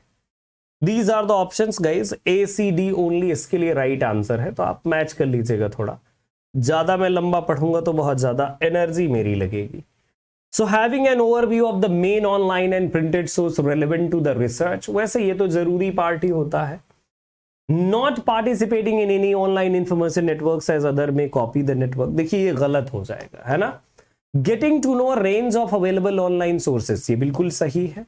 Using online and printed sources to identify and locate material archives, बिल्कुल। Peer management techniques, ये तीन चीजें बहुत जरूरी होती हैं। Are the key attributes skill, जो बेसिकली कॉन्टेक्स्ट के लिए बहुत ही ज्यादा जरूरी होंगी, तीन चीजें, है ना। Yes. Which among the following are written by Mikhail बख्तिन, तो इनमें से कौन से वर्क है जिनको मिखाइल बख्तिन ने लिखा है। ये प्लीज आपके लिए चार ऑप्शंस है, थोड़ा इसे छोटा कर दिया जाए। ये नीचे देखिए प्लीज, चेक कीजिएगा और आंसर कीजिए। Which among the following are written by Mikhail बख्तिन? White mythology ये नहीं है। फ्रॉडियनिज्म अ मार्क्सिस्ट क्रिटिक ये वाला है इनका work. The ideology of the aesthetics is it, या गाइस ये वाला नहीं है। रैबलीज एंड हिज वर्ड, तो मुझे लगता है रैबलीज एंड हिज वर्ड ये इनका ही वर्क है ना। Morphology of the folk tale ये नहीं है ना। तो राइट आंसर होगा ये डी है और B, D and B is the right one answer. D and B कहां पर है? बी एंड डी यही है please, B and D is the right one answer. Okay yes. Next one चलिए। Which of the following are correctly matched, इनमें से देखना correctly कौन सा मैच्ड है। John Keble on healing power of poetry, Carl Jung writing and difference, Jacques Derrida modern man in search of soul, Harold Bloom the anxiety of influence. देखिए ये वाला सही है ना। Kate Millett, Jacques Lacan a feminist introduction.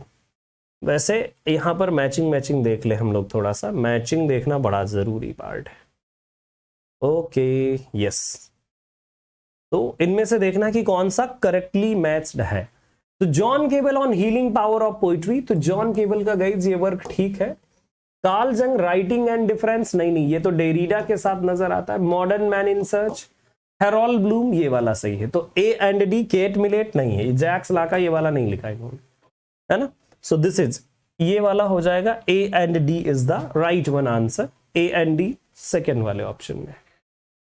Next one, Gilles Deleuze and Felix Guattari's Anti-Oedipus, capitalism and schizophrenia fuses two theoretical paradigms. They are Marxism, post-structuralism, psychoanalysis और feminism. Please check कीजिएगा फिर से। आप देखिए ये वाले क्वेश्चन ना बड़े खतरनाक टाइप के होते हैं, ऐसे क्वेश्चन काफी खतरनाक होते हैं बेसिकली। क्यों? बिकॉज ऐसे क्वेश्चन में 4 options and then 4 more options. तो Marxism, post structuralism, so Gilles Deleuze and Felix Guattari, Anti-Oedipus, capitalism and schizophrenia fuses two theoretical paradigms. These are what? So these are two. B and C means post structuralism and psychoanalysis. क्यों? क्योंकि अगर आप यहां पर देखें capitalism and schizophrenia, so these are the two जो psychoanalysis और post structuralism में नजर आते हैं। Which of the following books are written by Dipesh चक्रवर्ती? दीपेश चक्रवर्ती की कौन से वर्क है? दो। Which of the following two written by Dipesh चक्रवर्ती? तो देखिए ये वाला कई बार आपके एग्जाम में आ चुका है, provincialising Europe, subaltern studies, identity and violence. इसके बाद यहां आगे निकल गया क्या ये क्वेश्चन? चलिए आइए आगे देख लेते हैं हम लोग। Yes, so this is climate of history in planetary age, in other words. तो देखिए सबसे पहली बात तो ये याद रखिएगा कि ए वाला जो मैंने बताया था ना, ए वाला provincializing Europe, that is the very first one work. So A option तो देखिए वैसे 3 में है। The climate of history in planetary age, this is another one work जो 2 आपको नजर आते हैं, है ना। These are the 2 works associated with Dipesh Chakrabarty. Which of the following 2 books have their roots in Foucauldian thoughts on sexuality? तो कौन से ऐसे वर्क है बेसिकली जो फोकालियन थॉट्स ऑफ सेक्सुअलिटी पर बेस्ड हैं? Meta history, gender trouble, feminism and the subversion of identity, the role of reader, epistemology of the closet, sexual politics. तो देखिए एक तो है जेंडर ट्रबल और दूसरा है आपका सेक्सुअल पॉलिटिक्स, है ना। यस, नहीं gender trouble and sexual politics नहीं, gender trouble and role epistemology of the closet. Yes, these are the 2 work basically जो सेक्सुअलिटी पर बेसिकली बेस्ड नजर आते हैं, है ना। B and D only right answer. Which of the following are written by George Peel? George Peel मतलब university wits से भी देखिए क्वेश्चंस आपको नजर आए, है ना। You can see directly questions from university Wits. तो जॉर्ज पील ने कौन सा वाला लिखा? Please check. तो जॉर्ज पील की अगर आप बात करें, the famous Chronicle of king Edward the first, a moon of the, अरे ये वाला मुझे लग रहा है रिपीट हो गया क्या? एक बार फिर से रिपीटेड है। Which among the following are true in the context of Gabriel Garcia Marquez? Gabriel Garcia Marquez के कॉन्टेक्स्ट में कौन सा ट्रू है? तो यहां पर भी कॉम्बिनेशन चूज करना है। He was Caribbean novelist, short story writer, screenwriter and journalist. He was affectionately known as Gabbo or Gabito throughout Latin America. And then you can see received Nobel Prize in Literature, Love in the Time of Cholera, a memoir, his novel 100 Years of Solitude. So by the way अगर यहाँ पर आप देखें ना तो इनका ये तो वर्क है 100 Years of Solitude 1967। Love in time of cholera is memoir by Marquez. ये मेमोयर नहीं है बाय द वे, एक नॉवल है। मेमोयर का मतलब हो जाता है वो नॉन फिक्शन है, but it's not non fiction at all. Received Nobel prize in literature, हाँ नोबेल प्राइज इन लिटरेचर ये तो मिला था इनको, एंड दैट इन 1982 और 1983 में विलियम गोल्डिंग को मिला, है ना। And you can see he was affectionately known as Gabo और Gabito throughout Latin America.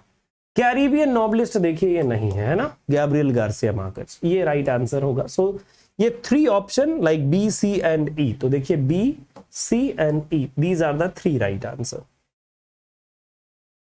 Which of the following are novels written by John Steinbeck? John Steinbeck के कौन से novels हैं? The Naked and the Dead, Grapes of Wrath, East of Eden, To Kill a Mockingbird, Cannery Row। वाह क्या बात है। सो यहां पर अगर आप देखिए कौन कौन से वर्क हैं, The Naked and Dead, it's not by Steinbeck, Grapes of Wrath ये वाला है ना, यस। ईस्ट ऑफ ईडन ये भी है, टू किल अ मॉकिंग बर्ड बिल्कुल भी नहीं है ना, कैनरी रो ये वाला है। So B, C and E, B, C and E is the right one answer, B, C and E ये वाला second one option. Second option काफी ज्यादा सही है पेपर में। Which of the following are the leading characters in the novel written by Mulk Raj आनंद। जैसे कई बार हमारी बात होती है ना कि कैरेक्टर्स को याद रखिएगा, कैरेक्टर्स को याद रखिएगा। सो देखिए मुन्नू इज द कैरेक्टर, भाखा इज द कैरेक्टर, संपत नहीं है शायद, गंगू इज द कैरेक्टर। तो मैं ए, बी एंड डी कहूंगा, है ना। A, B and D option देख लेते हैं, है कहीं पर, ये लीजिए A, B and D, this is the right answer. Munoo, Bakha and Gangu, these are the characters, leading characters. तो मैंने ये वाला जो है काफी हमने अच्छे से समझा भी था पहले भी। Identify the correct pairs. Ivan McEwan, Amsterdam. Italo Calvino, If a Winter Tales, Night Traveler. Amitabh Ghosh, Circle of Reason. D.M. Thomas, Everest Hotel. Doris Lessing, The Testaments. Wow. Correct pairs को यहां पर देखना है और correct pairs देख लीजिए, अगर आप देख सकते हैं तो प्लीज देखिए करेक्ट पेयर्स को। देखिए इवान मैकवन का वर्क है ही एम्स्टर्डम, काफी फेमस एम्स्टर्डम रहा। इटालो काल्विनो ये इसके पहले भी एग्जाम में आ चुका है, ये वाला ऑलरेडी आ चुका है। Italo Calvino, if on a winter's night a traveller, ये वाला भी सही है बिल्कुल, है ना। Amitav Ghosh, circle of reason, ये भी सही लग रहा है मुझे। But DM Thomas, Everest hotel, Doris Lessing का टेस्टामेंट नाम का नहीं लिखा इन्होंने, है ना, कोई ऐसा वर्क, है ना। सो 2 मैच्ड नहीं है, रिमेनिंग 3 अपर वाले मैच्ड हैं। वाह, चलिए नेक्स्ट वन देख लें question. Identify the correct pairs once more. देखिए यहां पर फिर से हमें करेक्ट पेयर्स मैच करने हैं, and here is the matching. Aristotle ने रेटरिक लिखा है, एरिस्टोटल के देखिए 2 वर्क है, पोएटिक्स एंड रेटरिक, तो देखिए रेटरिक सही है।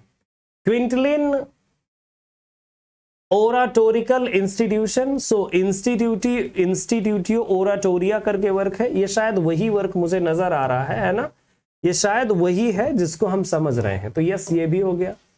Brooks and Warren, understanding fiction, हाँ ब्रुक्स एंड वेरन, है ना, books and Warren means RP Warren, तो ये अंडरस्टैंडिंग फिक्शन। एलन टेट का वर्बल आइकॉन है, वर्बल आइकॉन किसका है guys? I think it's not associated with the Ellen Tate. Comment box आपका। हेरोल्ड ब्लूम, ग्रेट ट्रेडिशन, ये तो एफ.आर. लेविस का है। हेरोल्ड ब्लूम का एंजाइटी ऑफ इन्फ्लुएंस, पहले भी हम लोगों ने देखा है ना। सो 3 बहुत मिलते हैं, मैचिंग 3 ऑप्शंस हैं आपके। नेक्स्ट वन पर आते हैं। So here is the matching one question, ये वाला मैचिंग देखिएगा प्लीज, चेक इट आउट कीजिए। Matching question, R.N. Tagore, Rabindranath Tagore. सो रविन्द्रनाथ टैगोर का कौन सा वाला वर्क है, कोई नजर आ रहा है क्या? मोहम्मद इकबाल, नसीम इज़्क़ल, इम्तियाज धारकर। वैसे अगर मैचिंग करें ना हम लोग तो बिल्कुल कर सकते हैं। R.N. Tagore, the child, okay. Mohammad Iqbal the author of which one work, the secrets of self.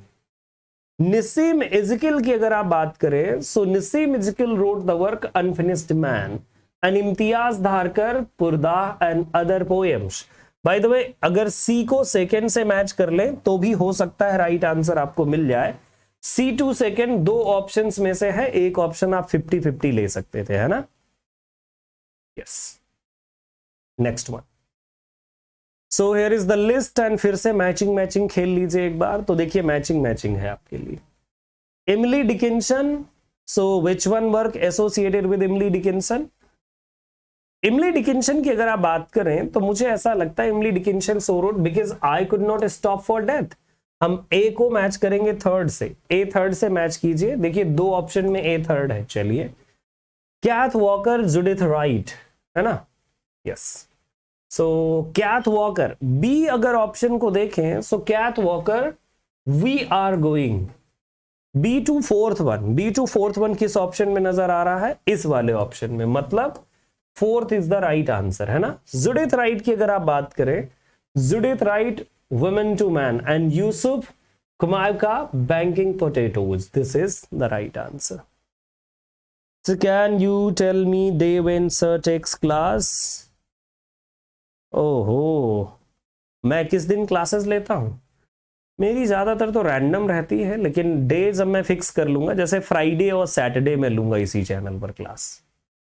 Upcoming से मैं फ्राइडे और सैटरडे लूंगा, है ना? क्योंकि बच्चों को पता नहीं रहता ना किस दिन मैं क्लास लेने वाला हूं। सो फ्राइडे एंड सैटरडे बहुत बढ़िया रहेगा। Blood, yellow bile, phlegm and black bile, ये देखिए आपके ह्यूमर से पूछा गया है। बेन जॉनसन का क्वेश्चन है ना? इसके बारे में भी मैंने एक डेडिकेटेड वीडियो बनाया था on YouTube, so if you wish you can watch now, check it out. So अगर ब्लड की बात करें, blood associated with what guys? So blood sandwich. Blue bile associated with, yellow bile associated with what? So yellow bile chloric. Phlegm associated with what? So अगर आप देखें associated with phlegmatic, and black bile associated with melancholy. This is what? The representation and the color.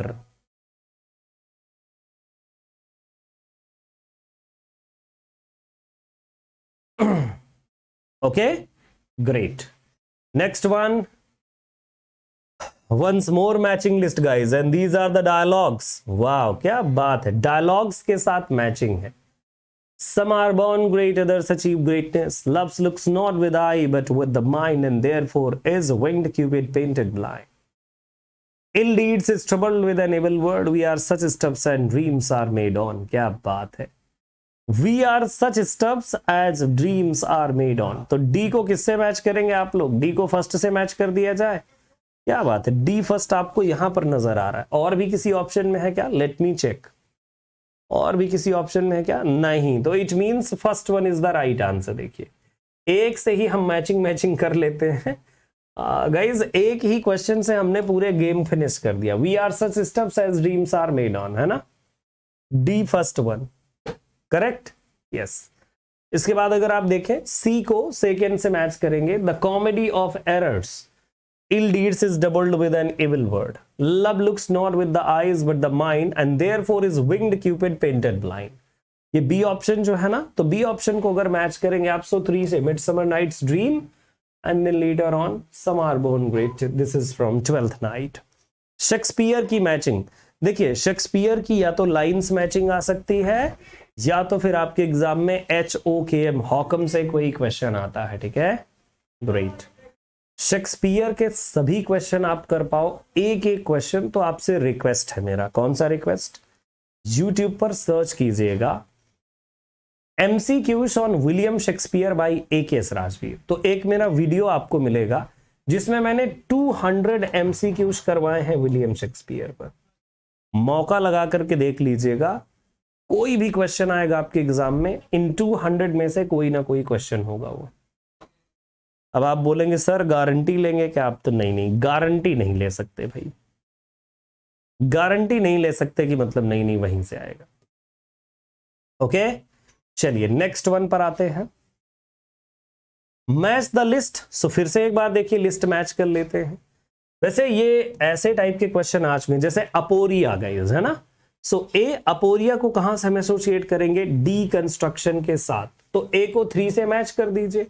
Option check कीजिए कि A3 कहां पर है। एक तो ये है और एक ये है। स्कैप्स की अगर बातचीत करें, एसोसिएटेड विद ग्लोबलाइजेशन, तो फोर्थ कर लीजिए। B4 कहां पर नजर आता है? B4 आपको इस ऑप्शन में नजर आता है, मतलब थ्री राइट आंसर है। इंटरपोलेशन की अगर आप बात करें, interpolation associated with what? So interpolation के लिए आप कहेंगे डायरेक्टली मार्क्सिज्म और मिरर स्टेज जो है साइको एनालिसिस। सिगमंड और जो है जैक्स ला का मिरर स्टेज के बारे में बताया नहीं था? यस, मिरर स्टेज जैक्स ला का वाला, तो ये साइको एनालिसिस हो गया। 70। Now guys look at this one question 71। क्या बात है, फिर से मैचिंग है आपके लिए। देखिए, the political unconscious narrative as a socially symbolic act, the pleasure of text, the straight mind and other, literary Darwinism. अब यहां पर आपको मैच कर देना है, तो फटाफट मैच करते हैं बिना किसी एड ब्रेक के। मैचिंग आपकी बड़ी जल्दी होनी चाहिए, है ना? Yes. The political unconscious narrative as socially symbolic, ये फेडरिक जेमसन के साथ एसोसिएटेड है ना? Yes. Pleasure of text associated with whom? तो ये है guys basically Roland Barthes. So B third and A fourth, B third and A fourth. Wow, A fourth ये है और B थर्ड ये है, मतलब यही वाला राइट आंसर है, फोर्थ वन। दो ऑप्शन अगर आपको ऐसे क्वेश्चंस में आ रहे हो ना, डायरेक्टली आप आंसर कर लोगे। सी को सेकंड से मैच करना है, मॉर्टिन बिटिंग है, straight mind and other, and ये वाला है जोसेफ कैरल का। वंस मोर लिस्ट गाइज, या देखिए यहां पर भी है, यहां पर जो लिस्ट है इसमें भी मैचिंग है। फेमिस्ड रोड, सो फेमिस्ड रोड किसका है? वैसे फेमिस्ड रोड की अगर आप बातचीत करें तो ये है बेन ओकरी का, बहुत ही फेमस वर्क था गाइज ये बेन ओकरी का। द ब्राइड प्राइस बुची मिचेटा, क्योंकि गाइज अफ्रीकन कंट्रीज की एक वो रही है, जैसे आप अगर उसको पढ़ेंगे ना, कौन सा वाला वर्क है, वोल्स इंका का एक वर्क है, मुझे याद नहीं आ रहा, द लायन एंड ज्वेल, उसमें ब्राइड प्राइस की बातचीत कही जाती है ना। Half of a yellow sun, so this is half of a yellow sun, this is associated with what guys? कुछ गड़बड़ है इसमें, B1 C1, तो ये the lying days D second, so ये लाइंग डेज हो गया गाइस, और येलो सन ये है चिन्मदा नगोचियरी जी का ये। ओके, थोड़ा सा मिस्टेक है, लेकिन उस मिस्टेक को आप सुधार लीजिएगा। ओके, चलिए नेक्स्ट वन पर चले। नेक्स्ट वन फिर से मैचिंग है। देखिए आप, मैचिंग वाले क्वेश्चन काफी सारे थे। 73 ये है Ratanbai, a sketch of Bombay high caste Hindu, and you can see, थोड़ा जूम आउट कर दे हम। So Ratanbai, a sketch of a Bombay high caste Hindu young wife, इसकी अगर बातचीत करें सो ये गाइस वर्क जो है किसके साथ एसोसिएटेड है? श्वेंतीबाई एम निकाम्बे के साथ, हिंदू वाइफ और the enchanted fruit. So you can see guys this is associated with Raj Lakshmi Devi, Kamala story of Hindu life, so associated with Krupabai, मुझे ये बिल्कुल नहीं पता था, BN का, सो ये एसोसिएटेड विद तोरू दत्त, है ना? तो ये बेसिकली मैंने सर्च किया था, ये देखिए अलग टाइप के नेम आ जाते हैं और अलग टाइप के ये क्वेश्चन है बेसिकली, जिनको आप कह सकते हो कि हाँ एक डिफरेंट पैटर्न हमारे लिए नजर आ रहा है ना? Yes. Match list one with list second, once more guys ये मैचिंग है, तो ये फिर देख लीजिए।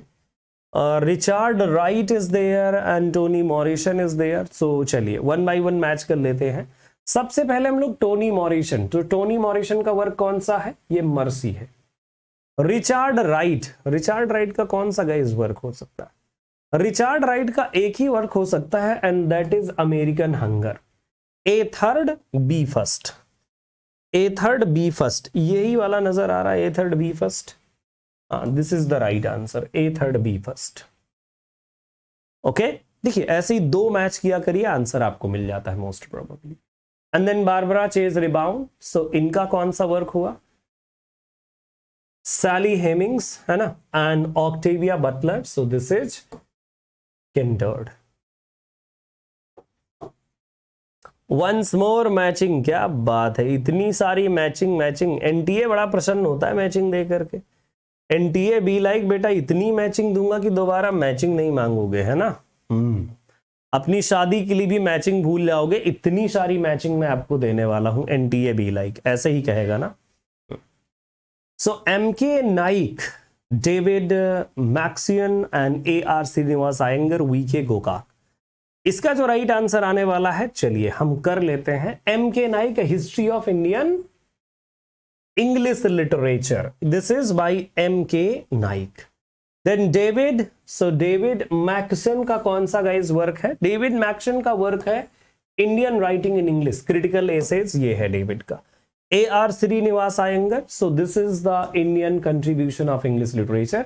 And Gokak, so this is English in India, its present and future, V K Gokak. अब दोबारा आप सच में मैचिंग नहीं मांगेंगे, इतना सारा मैचिंग दे दिया है एनटीए ने। Choose the correct chronological sequence, क्या बात है, बड़े दिन बाद क्रोनोलॉजी आई है गाइस। वैसे देखिए यहां पर आपको जो करना है मैचिंग, उसका आंसर कुछ भी हो, लेकिन थोड़ी कोशिश हम कर सकते हैं। The tower, the hind and the panther, the wild swans at Coole, Mac Flecknoe. देखिए अगर वैसे मैं बात करूं तो ये वर्क और ये वर्क, ये दोनों हैं ड्राइडेन के, ठीक है। तो अगर क्रोनोलॉजी इसकी आप फिट करोगे तो क्रोनोलॉजी फिट में कौन सा पहले आना चाहिए?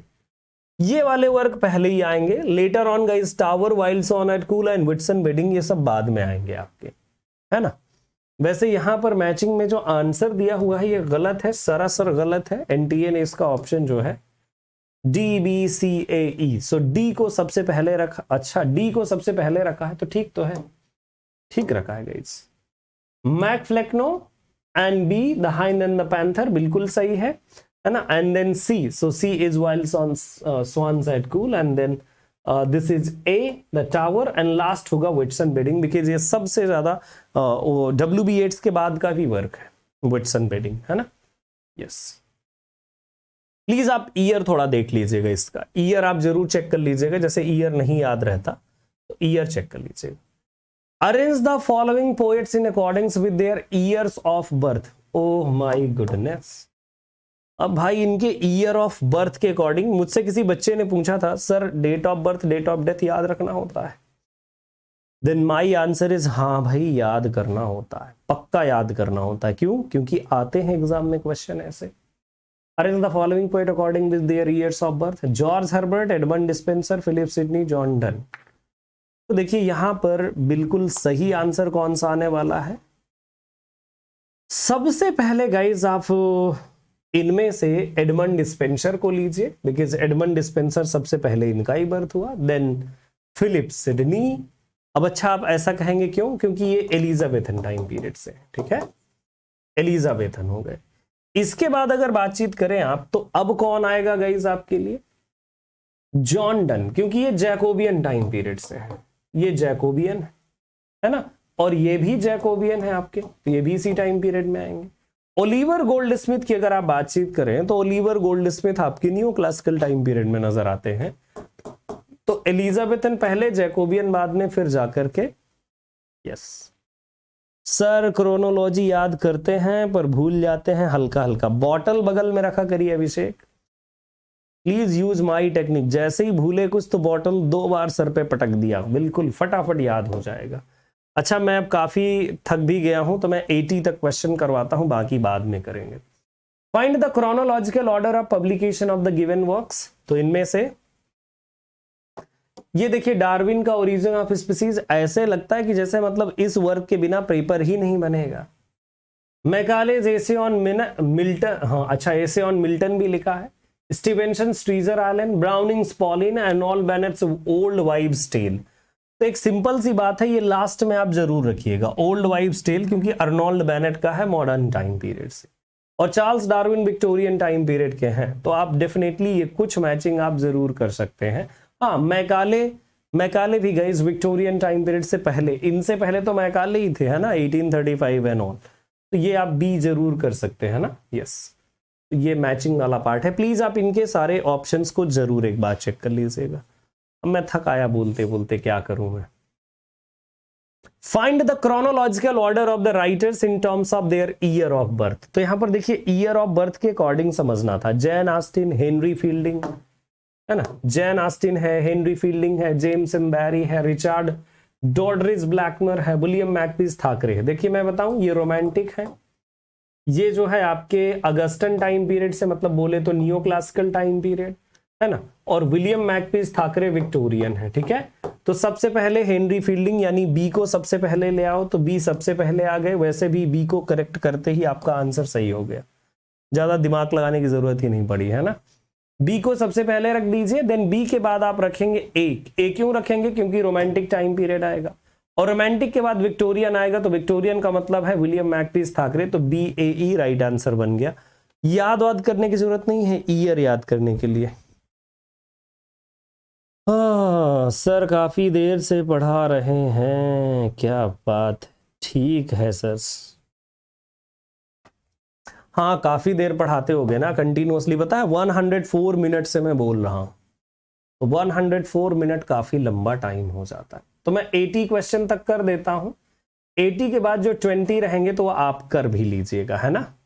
Find the chronological order of writers in terms of period they belonged to. तो देखिए यहां पर राइट आंसर आने वाला है कौन सा, find the chronological order of the terms they period belong to. देखिए रिचर्ड स्टील, तो रिचर्ड स्टील कहां से बिलोंग करते हैं, ये अगस्टन टाइम पीरियड बोल दीजिए, है ना। चार्ल्स लैम कहां से बिलोंग करते हैं, रोमांटिक से, ये नियो क्लासिकल हो गया आपका। John Dryden neo classical, Francis bacon Elizabethan time period, और जैकोबियन, मैथ्यू अर्नोल्ड विक्टोरियन है। अब यहां पर फटाफट क्रोनोलॉजी आपकी बन जाएगी, कैसे, शुरू कीजिए बैकन से, तो सबसे पहले बैकन को रखेंगे, डी सबसे पहले आएगा, आंसर है 4th नंबर। ये देखिए इसे कहते हैं समझदारी, हमने कहा डी सबसे पहले आएगा, आंसर आपको मिल गया, आंसर भी डर गया भाई साहब, मैं साष्टांग प्रणाम करता हूं आपको, मैं यही हूं, है ना। मैंने बताया था ना कि देखिए ईयर ही याद रखना जरूरी नहीं है, जरूरी है कि कौन किस टाइम पीरियड से है, और यहां पर सिर्फ आपने टाइम पीरियड जोड़ा, आपने पता चला फ्रांसिस बैकन सबसे पहले, देखिए डी आंसर बिल्कुल करेक्ट हो गया ना। यस ठीक है, ओके। बाकी गाइज इसके बाद आप खुद कर लीजिएगा। एक क्वेश्चन है क्रोनोलॉजिकल ऑर्डर, ये वाला देखिए प्लीज, इसके बाद मैं दिखाई दे रहा हूं क्वेश्चन आपको, रोक करके आप खुद ही आंसर कर लीजिएगा। इसका आंसर ड्रॉप्ड हो गया है। 83 क्वेश्चन नंबर देखिए, आंसर भी आपको मिल जाएगा। ओके 83 के बाद यस, मैं आपको क्वेश्चन दिखाई दे रहा हूं, बाद में आप जरूर कर लीजिएगा। 84 है और here is the 85 question number. क्या बात है, ये तो गाइज आपके बेसिकली वो हैं पैसेज वाला, वो हैं क्या बोलते हैं इसे, असर्शन एंड रीजन वाले। तो असर्शन एंड रीजन बड़ा खतरनाक होता है, ये देखिए असर्शन एंड रीजन, इसको साष्टांग प्रणाम करना पड़ता है ऐसे क्वेश्चन को। असर्शन एंड रीजन भी लाइक बेटा जान ले लूंगा। इसके बाद देखिए 86 है ना, 87 के लिए इधर इतना बड़ा क्वेश्चन है कि एक पेज में आता है, ये देखिए। सो असर्शन एंड रीजन 88 89, अब आप कहिएगा सर 90, मैंने पूरा का पूरा आपको मैं इसीलिए दिखाई दे रहा हूं सो दैट 90 का गाइज ये है, देखिए 90 वाला है ये। And then look at this one, this is the question based on passage. देखिए 91 है आपका ये वाला, 92, देन 93। मैं आपको सारे क्वेश्चन इसलिए दिखाई दे रहा हूं, जो भी बच्चे बाद में देखेंगे ना तो उनको ये ना लगे कि यार आधा रह गया। यस एंड देन 94, छोड़ के भाग गए क्या आधे बच्चे। 95 the post is sure to father's death, and 90 फिर से पैसेज पर बेस्ड है guys. Here is the question, look at this one. So ये है 96 विद आंसर, ये देख लीजिए, and 97 with answer, 98 with answer, 99 with answer, and yes train भी आ गई अपनी 100 विद आंसर। ये है 100 का आपके आंसर, ये वाला है, ठीक है। सो ऑल दी 100 क्वेश्चन मैंने आपको शो कर दिए, बट कोई बात नहीं है, चलेगा, चाहे 100 देख लीजिए चाहे जितना देख लीजिए। एंड लास्ट में guys yes if you wish, आपके पास अब बचा है सिर्फ 1.5 our, If you wish, you can take an Academy Plus subscription by using code Rajveer Live, RAJVEERLIVE, Rajveer live code use करके आप 10% डिस्काउंट के साथ सब्सक्रिप्शन ले सकते हैं, है ना। चलिए, so thank you so much, bye, take care, अपना ख्याल रखिएगा, मुस्कुराइए और ऐसे ही खाते पीते चलते रहिए, है ना। चलते हैं, ट्रेन आ गई है, मैं चलता हूं। जय हिंद, जय भारत। थक गया मैं बोलते बोलते, है ना।